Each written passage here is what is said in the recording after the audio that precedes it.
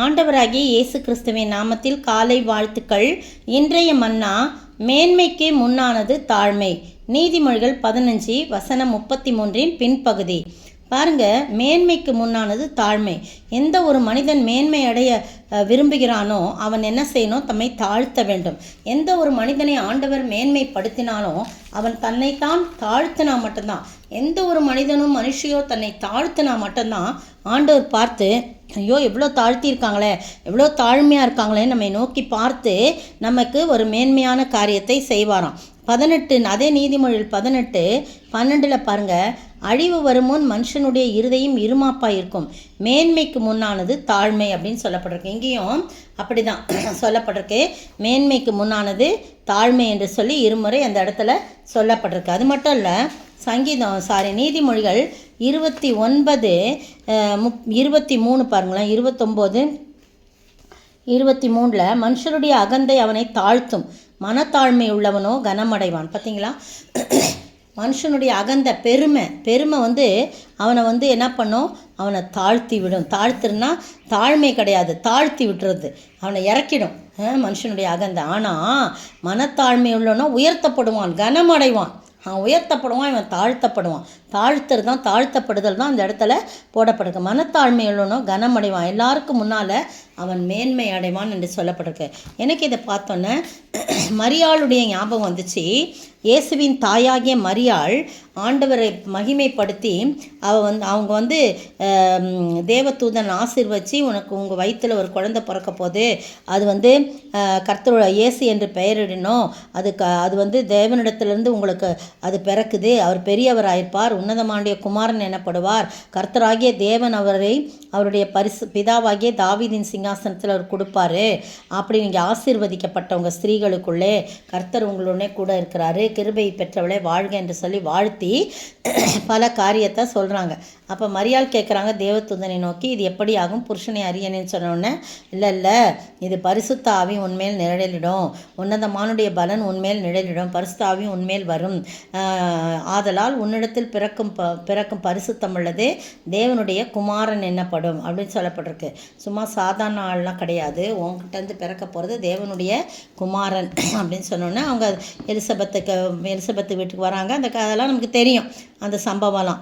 அப்போ அவங்க பாட்டு பாடுறாங்க. எலிசபெத்து மரியாளுடைய வாழ்த்து. மரியாள் எலிசபெத்து வீட்டுக்கு அவங்களும் ப்ரெக்னெண்ட்டாக இருக்காங்க. அதை சொல்கிறார் தேவதூதன். தேவனாலே கூடாத காரியம் ஒன்றுமில்லை, இப்போ உன் இனத்தாளாக இருக்கிற எலிசபெத்துக்கு இது 6ஆம் மாதம் அப்படின்னு சொன்ன உடனே ஆண்டவருக்கு நான் அடிமைன்னு சொல்லி தன்னை அடிமையாய் தாழ்த்தி, உடைய வார்த்தையின்படி எனக்கு ஆக கடவுள்னு சொல்லி தன்னை தாழ்த்தி ஒப்பு கொடுக்குறாங்க.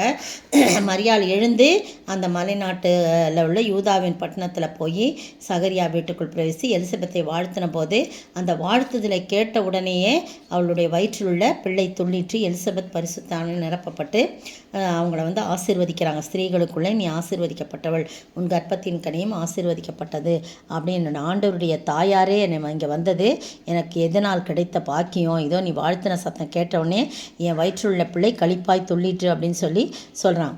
அப்போ தான் மரியாள் பாட்டு பாடுறாங்க. அந்த பாட்டில் ஒரு வார்த்தை சொல்கிறாங்க பாருங்கள். 48ஆம் வசனம், அவர் தம்முடைய அடிமையின் தாழ்மையை நோக்கி பார்த்தார், இது முதல் எல்லா சந்ததிகளும் என்னை பாக்கியவதி என்பார்கள். பார்த்தீங்களா?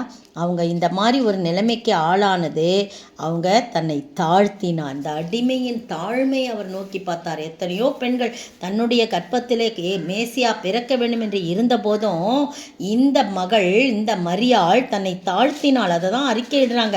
இந்த அடிமையின் தாழ்மையை அவர் நோக்கி பார்த்தார், இது முதல் எல்லா சந்ததிகளும் என்னை பாக்கியவதி. அப்படி ஒரு மேன்மையாக ஆண்டவர் என்ன பண்ணார்? மரியாளுக்கு கொடுத்தார். காரணம், அவங்க தாழ்மையோடு இருந்தாங்க. ஸ்திரீகளுக்குள்ளே ஆசீர்வதிக்கப்பட்டவங்களாக இருந்தாங்க. எத்தனையோ பெண்கள் இருக்கும்போது கிருபை பெற்றவங்களாக இருந்தாங்க. அவங்க வயிற்றின் கனியும் ஆசீர்வதிக்கப்பட்டதாய் காணப்படுகிறது. பார்த்தீங்களா? நீங்களும் நானும் ஆண்டவருக்கு முன்பாக தாழ்மைப்படும்போது நம்ம யாருடைய ரெக்கமெண்டேஷனை வேணாம், அவர் பார்த்துக்கிட்டே இருப்பார்.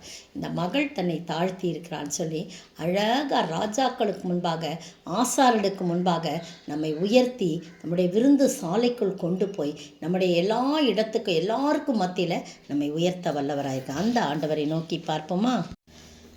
விருந்து சாலைக்குள் கொண்டு வந்து ராஜாக்களோடென்னை இருக்க செய்தி ஜீவாகாரத்தையும் என கழித்து மோட்சானந்தத்தினால் நிரப்புகிறீர். அவன் நிழலில் வாஞ்சையுடன் அமர்ந்து அவர் மதுர கனிகளை புசித்திடுவேன். என் நேசரு காட்டு மரங்களுக்குள் நல்கிச்சிலி மரம் போலிருக்கிறார்.